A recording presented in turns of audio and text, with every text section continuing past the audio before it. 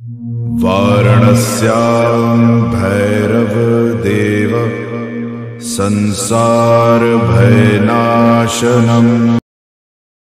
ओम श्री काल भैरवाय नमः।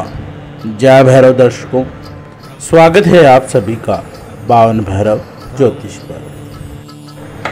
दर्शकों, आज हम बात करेंगे 7वीं महाविद्या धूमावती की साधना के बारे में। भगवती धूमावती की साधना कैसे करी जाती है, क्या इसके नियम हैं, धूमावती साधना कब शुरू करी जाती है, मंत्र विधान क्या है, किन निर्देशों का पालन करना चाहिए और इस साधना से क्या फ़ायदे होते हैं, क्या लाभ मिलते हैं महाविद्या धूमावती साधना करने के बाद। तो यह पूरी जानकारी आज की इस वीडियो में मैं आपको दूंगा, तो वीडियो को आप बिल्कुल भी स्किप ना करें। वीडियो थोड़ा लंबा हो सकता है, लेकिन पूरी जानकारी एक वीडियो के माध्यम से ही देने का प्रयास करूंगा, ताकि आपको अलग अलग जगह न भटकना पड़े, अलग अलग वीडियो अलग से न देखने पड़े। बिल्कुल भी वीडियो को स्किप ना करें। और अगर अभी तक आपने मेरे चैनल को सब्सक्राइब नहीं किया है या अगर आप नए दर्शक हो तो चैनल को सब्सक्राइब ज़रूर करो, ताकि कोई भी सिद्ध साधनाओं की जानकारी से आप वंचित न रहें। तो बात करते हैं धूमावती साधना विधि के बारे में।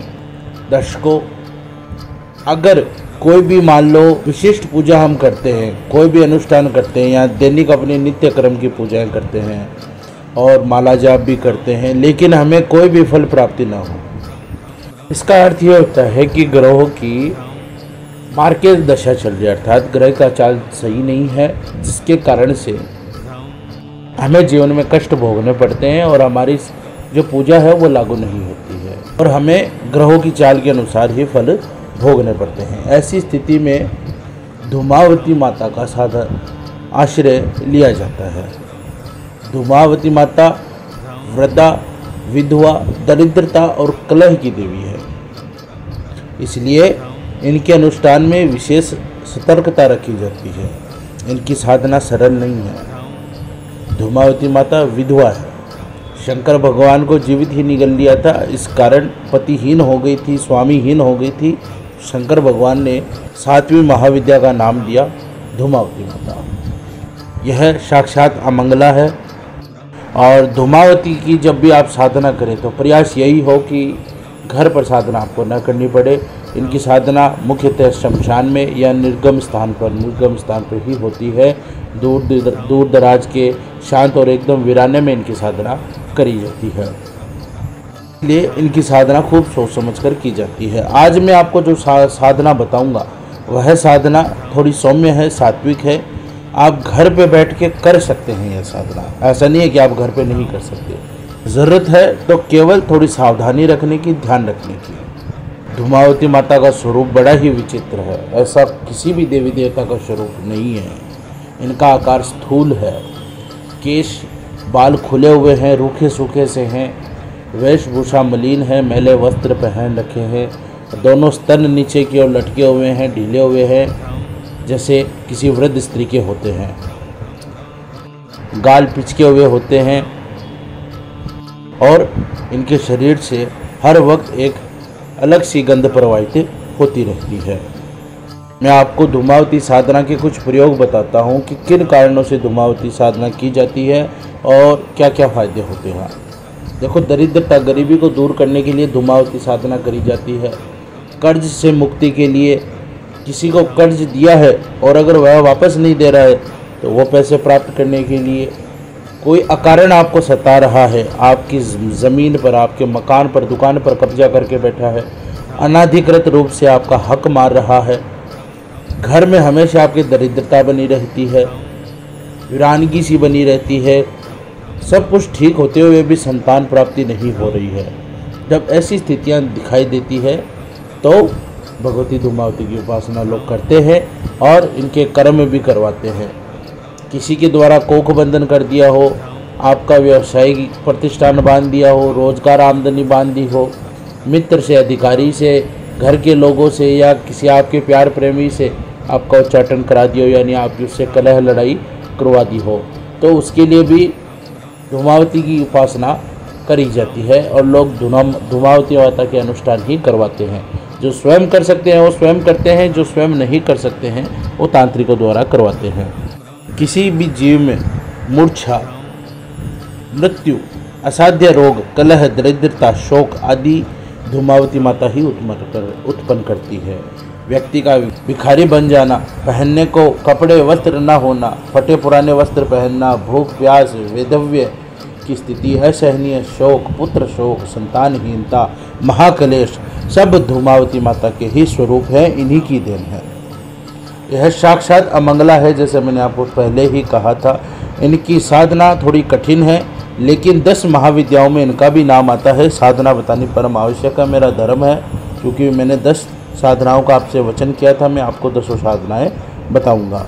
ये थोड़ी सात्विक साधना है, घर पे बैठ के कर सकते हैं। इस साधना को करने से पूर्व कुछ आवश्यक निर्देश है, जैसे कि मैं आपको बता देता हूँ जिन बातों का आपने ध्यान रखना है, क्या क्या सामान सामग्री आपने इकट्ठा करनी है। सर्वप्रथम इस साधना का जो दिन है, कल आषाढ़ शुक्ल पक्ष एकादशी से कार्तिक कृष्ण पक्ष की चतुर्दशी तक रहता है। प्रत्येक चतुर्मास में यानी आषाढ़ शुक्ल एकादशी से धूमावती का आगमन होता है और कार्तिक कृष्ण पक्ष की चतुर्दशी को इनका अंतिम दिन होता है। उस दिन यह चली जाती है, जिसे नरक चौदस भी कहते हैं। इस दिन दरिद्रता की देवी धूमावती का आगमन हो जाता है। महाविद्या धूमावती की प्रधानता वर्षा काल में ही 4 महीनों में मुख्यतः रहती है और इसी काल में इनका अनुष्ठान किया जाता है।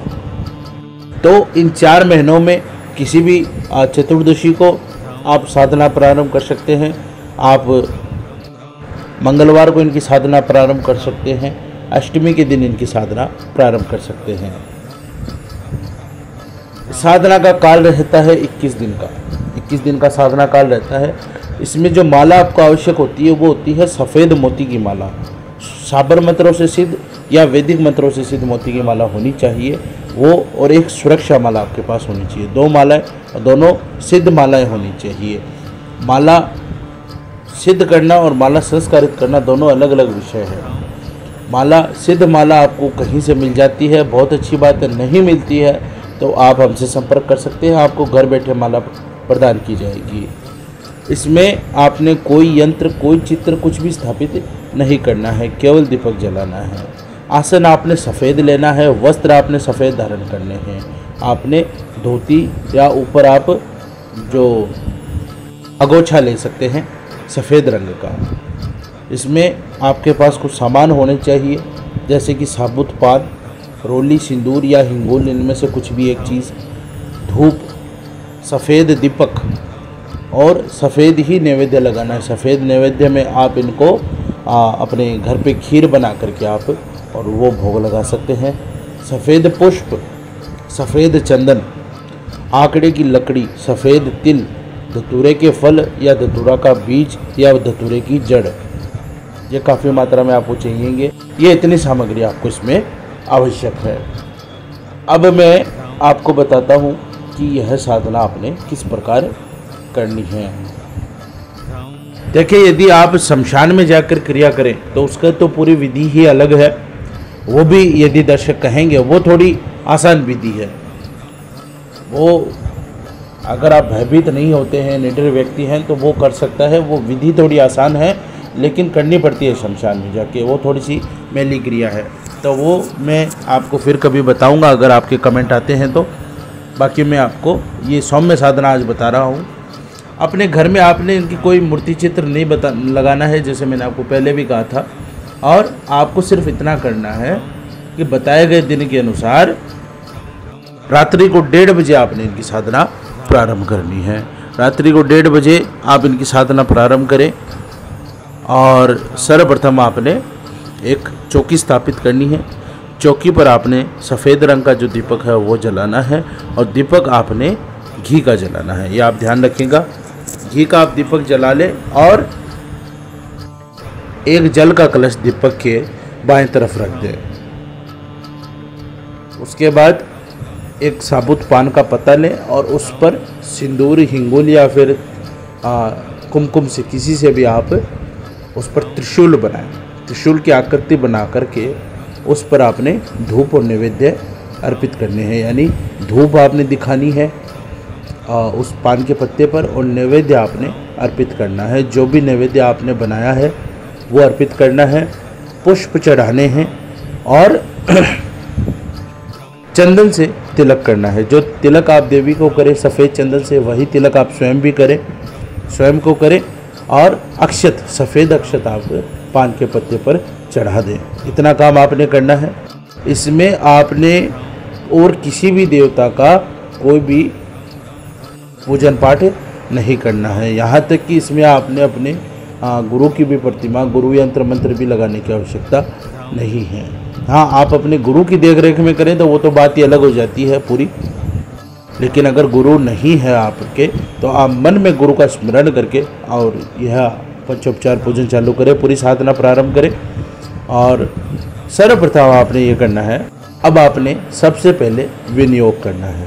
विनियोग करने के लिए आप अक्षत, सफ़ेद पुष्प और थोड़ा गंगा जल अपने हाथ में लेकर के और आपने इस प्रकार विनियोग मंत्र पढ़ना है। अस्य श्री धूमावती महामंत्रस्य पिप्लाद ऋषि निवृत्त छंदः ज्येष्ठा देवता धूम बीजम स्वाहा शक्ति धूमावती कीलकम ममाभीष्ट सिद्धयर्थे जपे विनियोगः। इस प्रकार आपने विनियोग करके जल धरती पर छोड़ देना है। उसके बाद आपने देवी धूमावती का ध्यान करना है। ध्यान इस प्रकार करना है, ध्यान मंत्र मैं आपको पढ़ के बताता हूँ, स्क्रीन पर भी लिखा गया है और वहाँ से भी आप देख लीजिए। विवर्ण चंचला कृष्णा दीर्घा मलिनांबरा विमुक्त कुंतला रुक्षा विधवा विरल द्विजा काक ध्वज रथारूढ़ा विलंबिता पयोधरा शूर्महस्ताति रक्षाशि धूम हस्ता वारान्विता प्रबब्ध घोषा तु भृशम कुटिला कुटिलेक्षणा क्षुत्पि पाशादृता नित्य भयदा कलहस्पदा। इस प्रकार आपने देवी का ध्यान करना है और ध्यान मंत्र पढ़ने के बाद आपने संकल्प करना है। संकल्प में आपने कहना है, मैं अमुक गोत्र में जन्मा, अमुक का पुत्र अमुक, महाविद्या धूमावती की साधना अपने इस अभिष्ट कार्य की सिद्धि हेतु कर रहा हूँ और यह साधना का मैं 21 दिन का संकल्प लेता हूँ और प्रतिदिन 51 मालाएँ मैं धूमावती की करूँगा। इस प्रकार आपने यह संकल्प करना है। नाम और गोत्र में और पिता के नाम में आप अपना सबका नाम डालें और इस प्रकार संकल्प करके जल भूमि पर छोड़ दें। तत्पश्चात आपने सफ़ेद मोती की माला लेनी है और 51 मालाएँ आपने प्रतिदिन करनी है। मंत्र धूमावती का मूल मंत्र मैं आपको बता देता हूँ। इसके अतिरिक्त भी बहुत सारे मंत्र होते हैं, अलग अलग अभिष्ट के लिए अलग अलग मंत्र होते हैं, लेकिन ये मूल मंत्र है, इससे सारे अभिष्ट कार्य सिद्ध होते हैं। तो मैं आपको मूल मंत्र की ही साधना बता रहा हूँ। धूमावती का मूल मंत्र है धूम धूम धूमावती ठह ठह। इस प्रकार एक बार फिर से बोल के बता देता हूँ, धूम धूम धूमावती ठह ठह। यह धूमावती का मूल मंत्र है, आपकी स्क्रीन पर भी दिया हुआ है, आप पेन पेपर से नोट कर लें उसे और आपने मंत्र जाप करना है। 51 मालाएँ आपने प्रतिदिन करनी है। जप करते समय अपने हृदय में आप यह भावना करें कि माँ भगवती धूमावती आपके सारे दुखों को, आपके सारे शोक पाप दरिद्रता कलह रोग विघ्न शत्रुओं को अपने खाली सूप में, अपने खाली बर्तन में भरकर प्रसन्नतापूर्वक घर से विदा हो रही है। आपके ऊपर जो भी अभिचार कर्म हुए हैं, बुरी नज़र टोने टोटके आदि हैं, उन सब को वे अपने सूप में समेट रही है। समस्त शत्रुओं का तथा भूत प्रेतादि दोषों को अपने पेट में, अपने उदर में ले जा रही है। सभी प्रकार की बाधाओं को और कष्टों को अपने साथ लेकर वह प्रसन्न चित्त से कहीं और जा रही है, आपके घर से विदा ले रही है। प्रसन्न अवस्था में वो आपको अभय वरद प्रदान कर रही है, आपके सर पे हाथ फेर रही है, जिसके कारण आपके समस्त रोग दोष भय शत्रु पीड़ा क्लेश विघ्न बाधाएं ऋण आदि कभी भी परेशान नहीं कर पाएंगे। माँ का वरद हस्त सदैव आपके ऊपर बना रहेगा। इस प्रकार आपने यह मन में ध्यान करना है। यह सबसे आवश्यक है। माला जाप में भी आपके मन में यही बात चलनी चाहिए और यही आप देवी का स्वरूप ध्यान करें। अंतिम दिन आपने जब 21वें दिन जब आप इस हवन को या इस साधना को पूर्ण कर ले तो 21वें दिन आपने हवन करना है। हवन के लिए आपने रात्रि में ही हवन करना है और सर्वप्रथम आपने कोई भी टूटे हुए बर्तन में, कोई भी टूटा हुआ बर्तन हो, बड़ा भगोना हो या टूटा हुआ आप कहीं से हवन कुंड भी ला सकते हैं, टूटा हुआ हो उसके अंदर कपूर जला करके आपने हवन करना है। हुआ का अर्थ ये नहीं कि उसमें छेद हो, ऐसा कुछ भी नहीं, यानी खंडित आपने लेना है। उसमें आप हवन करें, जिसके लिए कपूर जलाकर उसके अंदर आँख की लकड़ियाँ डालें, आंकड़े की, सफ़ेद तिल, धतूरे के फल और या धतूरे की बीज से या धतूरे की जड़ से आपने हवन करना है और आहुति देनी है। आहुति में जो मूल मंत्र है, मूल मंत्र की आपने 108 आहुतियाँ देनी है। मूल मंत्र में धुम धुम धुमावती ठह ठह स्वाहा, इस प्रकार आपने स्वाहा लगा करके आहुति देनी है। 108 आहुतियाँ आपने पूरी करनी है। इतना कार्य आप विधिवत तरीके से कर लें। आपने प्रतिदिन जो पूजा का मैंने जो आपको तरीका बताया है वही रहेगा। आपने पान का पत्ता परिवर्तित नहीं करना है। आपने प्रतिदिन, पहले दिन जो कर्म करने हैं वो करने बता चुका हूँ, दूसरे दिन जब करो, तीसरे दिन जब करो, तो अब आपने केवल दीपक लगाना है, धूप दिखानी है, इतना ही करना है और माला जाप करनी है। अंतिम दिन हवन करना है।